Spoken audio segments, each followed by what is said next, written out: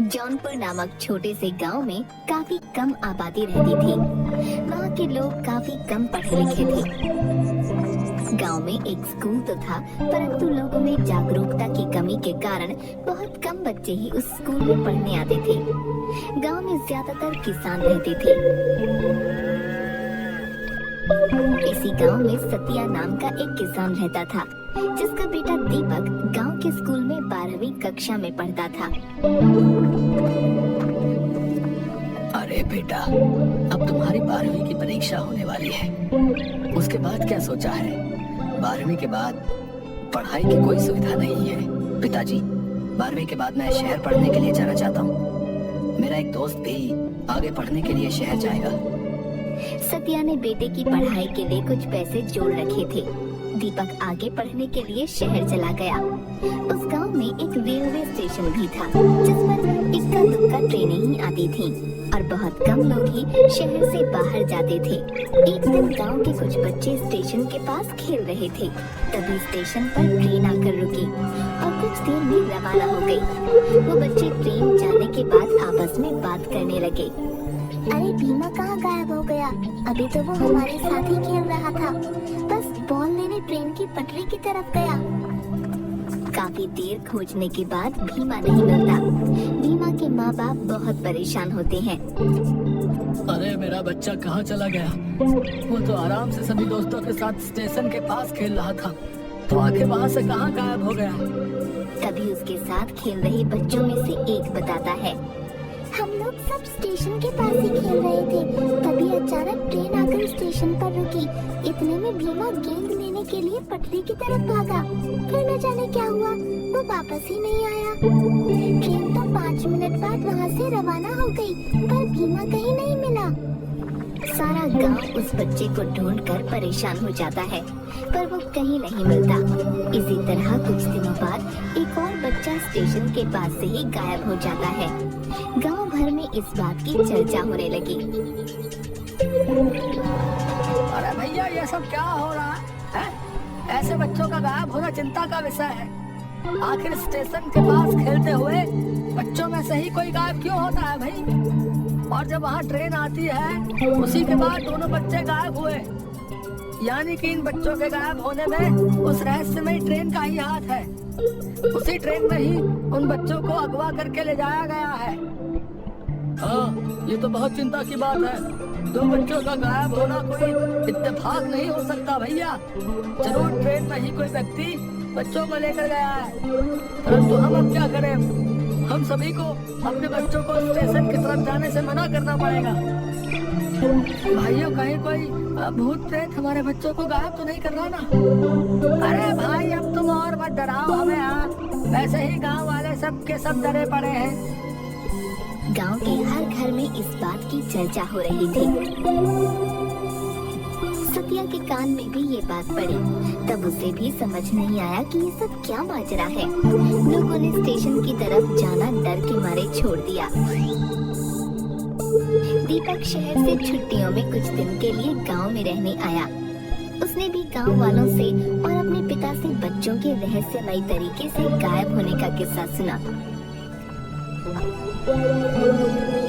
अरे भाई, मैं ये क्या सुन रहा हूँ? गांव से 2 बच्चे किस तरह स्टेशन के पास से गायब हो गए? हमें इस बात की तह तक जाना चाहिए, वरना तो डर के मारे कोई स्टेशन की तरफ जा ही नहीं पाएगा। हाँ भाई, हमें जरूर कुछ करना चाहिए, लेकिन कुछ लोग इसे भूत प्रेत का साया भी बता रहे हैं। क्या यार, तू भी पढ़ा लिखा होकर किन बातों में विश्वास कर रहा है? माजरा कुछ और है। 2 बच्चों में से एक बच्चा मेरे दोस्त का छोटा भाई था। उन लोगों का दुख मुझसे देखा नहीं गया।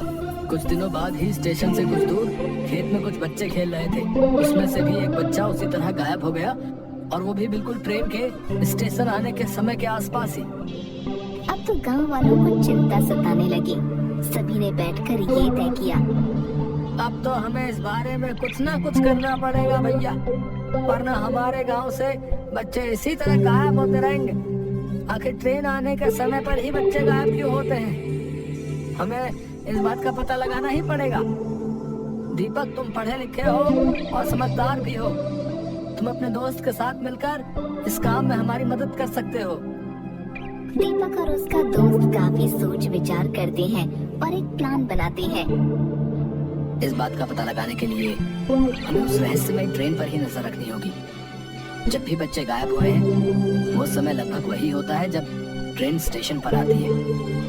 हमें छुपकर ट्रेन पर आने जाने वालों पर नजर रखनी होगी। हाँ, ये ठीक कह रहे हो। हम गांव वालों की मदद लेकर ऐसा कुछ प्लान बनाएंगे जिससे कि हम असली गुनहगार को पकड़ सकें। गांव के कुछ जवान लड़के स्टेशन मास्टर के कमरे में छुप कर बैठ जाते हैं और दीपक उन्हें समझाता है। देखिए, आप लोग इस कमरे में छुप कर बैठे, बाहर गांव के 2-3 बच्चों को स्टेशन पर खेलने के लिए छोड़ देते हैं। और जो भी व्यक्ति है बच्चों को भी अपना निशाना बनाता है।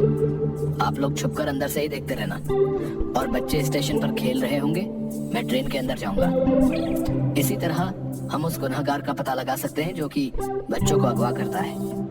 सभी लोग दीपक के कहे अनुसार कमरे में छिप जाते हैं और बच्चे बाहर स्टेशन पर खेलने लगते हैं।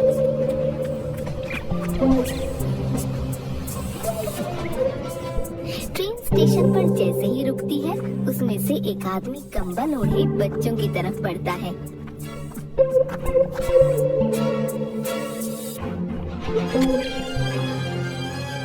अरे बच्चों, क्या खेल रहे हो? ये लो, मैं तुम सबके लिए चॉकलेट लाया हूँ। लो। वो व्यक्ति सभी बच्चों में चॉकलेट बांट देता है और उनमें से एक बच्चे को कहता है, सुनो बेटा, जरा मेरा ये बैग अंदर ट्रेन में रखवा दो, तुम्हारा बहुत भला होगा बेटा। बच्चा खुशी खुशी उस व्यक्ति का बैग लेकर उसके पीछे पीछे ट्रेन के अंदर चल देता है। दीपक और उसका दोस्त ये सब दूर से देख रहे थे। वो भी उसी डिब्बे में उन लोगों के पीछे पीछे चल देते हैं। दीपक देखता है कि वो व्यक्ति उस बच्चे के बैग रखने के बाद उसके मुंह पर रुमाल लगाकर उसे बेहोश कर देता है और वहीं सीट पर सुला देता है। ट्रेन में कोई ज्यादा लोग नहीं थे, इसलिए वो व्यक्ति आराम से इस बच्चे को अगवा कर लेता है। ट्रेन चल पड़ती है।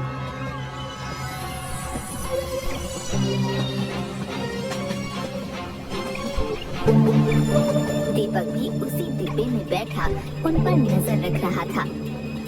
दीपक अपने दोस्त से कहता है, मुझे लगता है ये व्यक्ति इस बच्चे को अगवा करके ले जा रहा है, परंतु ये ऐसा क्यों कर रहा है? मुझे चुपचाप इस पर नजर रखनी होगी, तभी मैं इसे रंगे हाथों पकड़ पाऊंगा।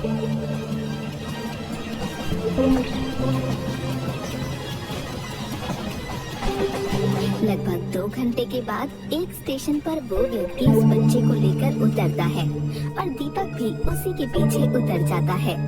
सामने से एक व्यक्ति आता है और उस किडनैपर से कहता है, अरे वाह भैया, एक और मुर्गा ले आए। ये तो बहुत अच्छा धंधा है। तुम उस गांव में जब भी जाते हो तुम्हारे हाथ एक ना एक बच्चा लग ही जाता है, और फिर हम उसे अच्छे खासे दामों में बेचकर मजा करते हैं। हाँ भाई, उस गांव में तो इतने बेवकूफ लोग रहते हैं कि कोई भी आज तक मुझे पकड़ नहीं पाया। हमने वहाँ से 4-5 बच्चे चुरा लिए और उन्हें अच्छे दामों में शहर के भिखारी गैंग को बेच दिया, परंतु हम आज तक पकड़े नहीं गए। हमें इन लोगों का पीछा करना होगा ताकि हमें पता चल सके कि आखिर इन बच्चों को अगवा करके ये कहाँ लेकर जाता है, तभी हम इसे रंगे हाथों पकड़वा सकते हैं। हाँ, हमें बड़ी सावधानी से इन लोगों का पीछा करना होगा। हो सकता है हमें वहाँ अपने गांव से अगवा हुए बच्चे भी मिल जाएं।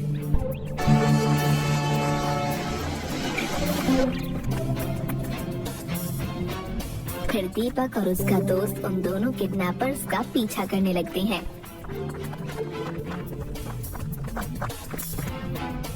उस बच्चे को लेकर वो दोनों लोग एक सुनसान जगह पर पहुंचते हैं।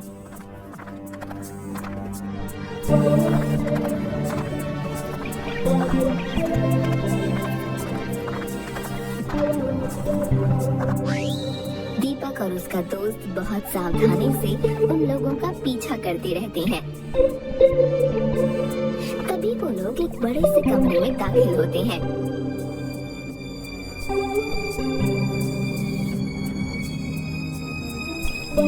सामने बैठा एक व्यक्ति किडनैपर से पूछता है, आ गए तुम लोग एक नया शिकार लेकर? अब तो हमारे पास बहुत से बच्चे हो गए हैं जिनसे रोजाना भीख मंगवा कर हमारे पास बहुत माल इकट्ठा हो जाता है। का नजारा देखकर दीपक और उसके दोस्त के होश उड़ जाते हैं। वहाँ बहुत सारे बच्चे जमा थे जिनके हाथ पैर टूटे थे। दीपक और उसका दोस्त चुपचाप बाहर आ जाते हैं।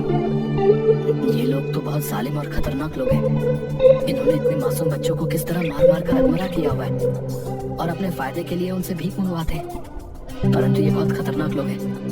हमें इन्हें पकड़ने के लिए पुलिस की मदद लेनी होगी। हाँ दीपक, तुम ठीक कह रहे हो। इन मासूम बच्चों की जान बचाने के लिए हमें इन जालिमों को रंगे हाथों पकड़ना ही होगा और ये काम हम दोनों अकेले नहीं कर सकते। हम लोग कल पुलिस के साथ प्लान बनाकर इन्हें रंगे हाथों पकड़वाएंगे और इन मासूम बच्चों को इस नर्क से आजादी दिलवाएंगे। दीपक अगले ही दिन वहाँ के थाने में जाकर पुलिस इंस्पेक्टर को सारी बात बताता है कि किस तरह वो लोग बच्चों को अगवा कर इस धंधे में लगा देते हैं। हम आप लोगों की बहादुरी और जज्बे की दाद देते हैं। आप लोगों ने इतनी हिम्मत करके और अपनी जान जोखिम में डालकर इन लोगों का भांडा फोड़ दिया। अब आपको चिंता करने की ना कोई जरूरत नहीं है। कल हम लोग आपके साथ चलकर उन्हें रंगे हाथों पकड़ के उन्हें जेल में डाल देंगे।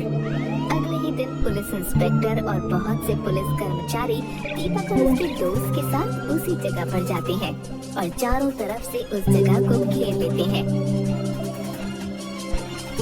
सबके सब घेर लिए गए हो, अपने हथियार फेंक दो और अपने आप को पुलिस के हवाले कर दो। सभी अपराधी पुलिस द्वारा हिरासत में ले लिए गए। अरे तुम लोग कौन हो हैं? और इन बच्चों को अगवा क्यों करते हो? जल्दी सब बताओ। पुलिस की मार खाने के बाद वो दोनों किडनैपर सारा सच उगल देते हैं। हम लोग गांव से बच्चों को चुराकर शहर में भिखारी गैंग को बेच देते थे।